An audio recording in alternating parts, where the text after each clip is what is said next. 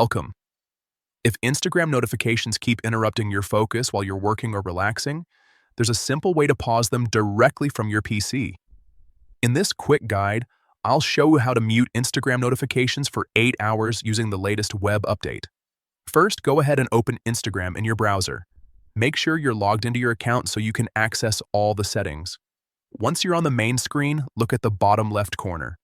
You'll see 3 horizontal lines. This is the menu icon. Click on it to open more options. From the menu, select Settings. This will take you to a page where you can manage everything related to your account. Now, inside Settings, find and click on Notifications. This is where you control how and when Instagram alerts you.